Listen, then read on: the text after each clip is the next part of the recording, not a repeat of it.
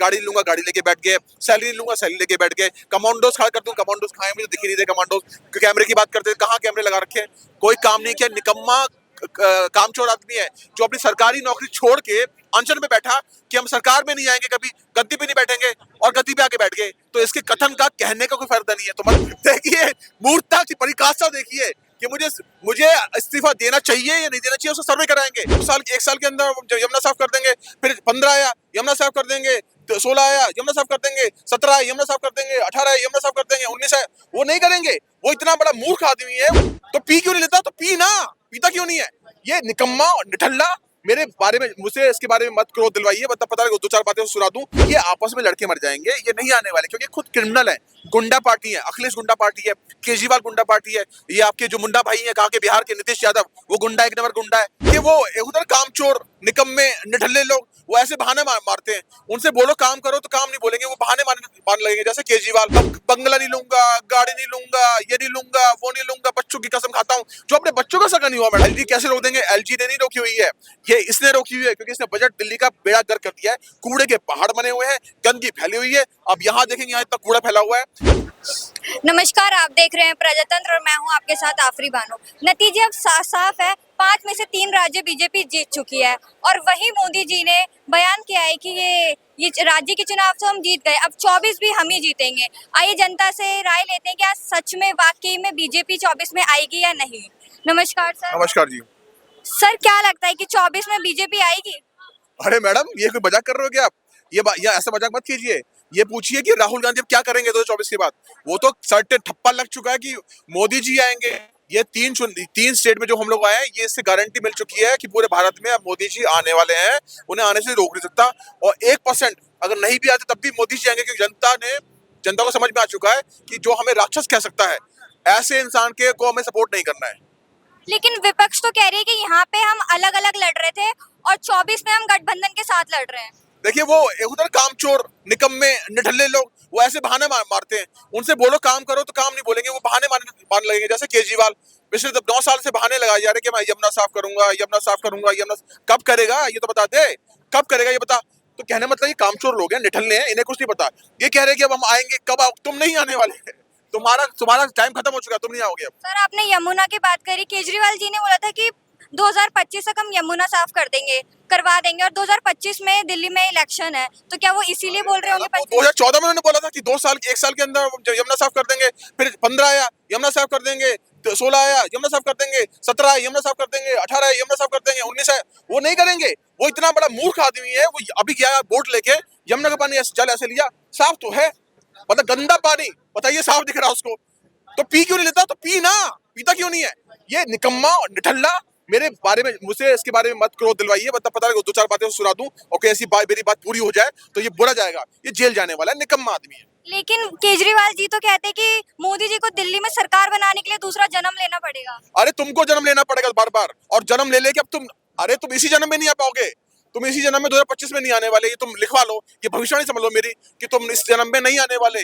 और मोदी जी तो आते रहेंगे, क्योंकि मोदी जी कर्मठ है, तुम्हारी तरह निकम्मे नहीं है, हरामखोर नहीं है, जो 50 करोड़ रुपए का अपना फ्लैट बना के कब बंगला नहीं लूंगा, गाड़ी नहीं लूंगा, ये नहीं लूंगा, वो नहीं लूंगा, बच्चों की कसम खाता हूँ। जो अपने बच्चों का सगा नहीं हुआ मैडम, अगर आपने अपने भाई की छोटी कसम खाएंगी? कोई खाएगा? नहीं खाएगा। लेकिन ये खा लेते हैं, ये जो बोलते हैं उसी को, जो थूकते हैं उसी चाट लेते हैं ये। लेकिन सर, वो ये भी कहते हैं कि केंद्र में कोई भी आ जाए, लेकिन दिल्ली तो हम ही जीतेंगे। अरे तुम दिल्ली किस चीज में, हाँ दिल्ली तुम कूड़ा फैलाने में जीत सकते हो, दिल्ली को तुम आतंक फैलाने से पहले में कैटेगरी में जीत सकते हो। तुम नहीं आने वाले मिस्टर केजरीवाल। तुमने यहाँ बच्चों के हाथ में शराब पकड़ा दी, ठीक है? तुमने यहाँ कोई अस्पताल नहीं बनाए। अगर अस्पताल बनाए थे तो तुम्हारी अपनी खांसी के लिए तुम्हें कर्नाटक जाने की आवश्यकता क्या है? क्यों नहीं? और मोहल्ला क्लिनिक में कितने घोटाले हो रहे हैं आपको पता है? पहली बात तो जितने इन्होंने खोले उसमें कोई डॉक्टर नहीं है, कोई कुछ नहीं है। और रहस्य में जो डॉक्टर है उनको पता क्या कहते हैं? कमीशन में काम करो, मतलब क्लाइंट लेके आओ। कहते हैं मोहल्ला क्लिनिक में तो हम सारी दवाइयाँ फ्री में देते हैं, फ्री में इलाज करते हैं, और आप कह रहे डॉक्टर सारी दवाइयाँ फ्री में नहीं आ रही हैं। आप एक चीज ध्यान रखिएगा, उसमें कमीशन खोरी कर रहे हैं ये लोग, कमीशन खा रहे हैं। और जो दवाई आ रही है वो बड़ी निम्न क्वालिटी की आ रही है, निम्न स्तर की आ रही है। मेरे पास वहां के सोर्सेज है, मैं सोर्सेज के आधार पर कह रहा हूँ।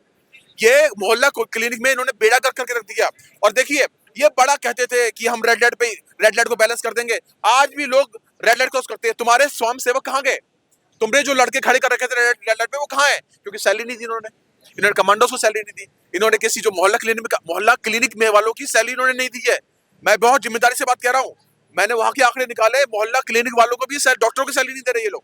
सर वो तो कहते हैं हम सबको सैलरी टाइम पे देते हैं, चाहे वो कोई भी हो, लेकिन जो एलजी है वो रोक देते हैं उन्हें। हाँ तो टाइम पे सबको सैलरी देते हैं ना, वो अपने आप को सैलरी सबसे पहले देते हैं, अपनी सैलरी सबसे टाइम से ले लेते हैं, अपने नेताओं की ले लेते हैं। लेकिन जो दिल्ली में सरकारी अधिकारी हैं, लोग बाहर अनशन कर रहे हैं, ठीक है, बाहर बैठे हुए हैं कि केजरीवाल साहब हमें सैलरी दे दो, नहीं दे पा रहे हैं।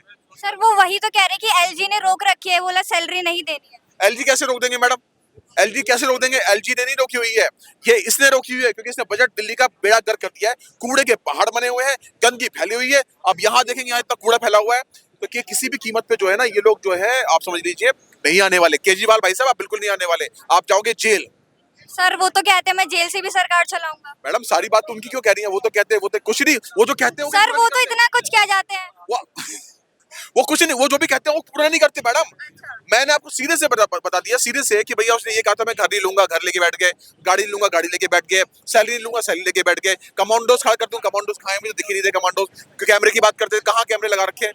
कोई काम नहीं किया, निकम्मा कामचोर आदमी है जो अपनी सरकारी नौकरी छोड़ के अनशन में बैठा कि हम सरकार में नहीं आएंगे, कभी गद्दी पे नहीं बैठेंगे, और गद्दी पे आके बैठ गए। तो इसके कथन का कहने का कोई फायदा नहीं है। तो मत बोलिए मैडम इसने कहा था, जो कहा था इसने पूरा नहीं किया है, नहीं किया इसने पूरा। लेकिन वो तो सर्वे भी करवाने वाले कि उन्हें इस्तीफा देना चाहिए या नहीं। देखिए मूर्खता की परिकाष्ठा देखिए कि मुझे इस्तीफा देना चाहिए या नहीं देना चाहिए, उसका सर्वे कराएंगे।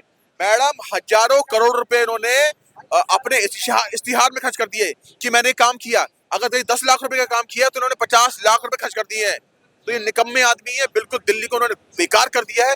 इससे बढ़िया शीला दीक्षित जी थी, एटलीस्ट कानून व्यवस्था तो थी, कानून व्यवस्था तो थी। ये उनके एसी पे उंगली उठाते थे कि 50-50 एसी लगा रखे हैं, आज खुद सेंट्रलाइज एसी में हवा में आराम से सोते उल्टा होके।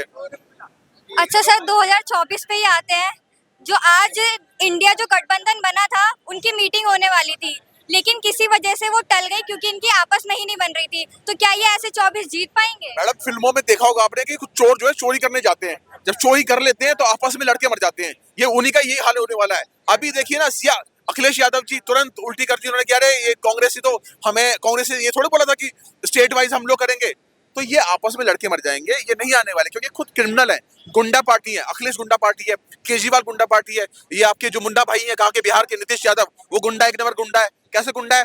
संसद में इतनी अभद्र भाषा का इस्तेमाल कर रहा है वो, जैसे कोई टपोरी करते हैं, टपोरी हो गए तुम, जैसे टपोरी सड़क पे बात करते हैं। तो ये नहीं आने वाले मैडम, किसी की मत नहीं आने वाले। लेकिन नीतीश कुमार जी ने माफी भी मांगी थी, बोला था मैं शर्मिंदा हूँ। मैडम देखिए ये तो प्रॉब्लम वाली बात है, माफी कैसे मांग रहे हैं? अगर मुझसे कोई गलती हो गई हो तो मैं आपसे माफी मांगता हूँ, ये कोई तरीका होता है? अरे बहनों मैंने बहुत गलती कर दी, आप प्लीज मुझे माफ कर दें। उसने इस प्रकार से नहीं किया, उसने एक अपनी क्या बोलते हैं उसको, गलती छुपाने के लिए वो चीज करी है। और देखिए ये इनका नाम मुन्ना है, मुन्ना क्यों बोल रहा हूँ मैं इनको, इनका बचपन का नाम मुन्ना है, तो ये मुन्ना भाई गुंडों की तरह बात करते हैं, गुंडे ही हैं मैडम, ये गुंडे ही हैं।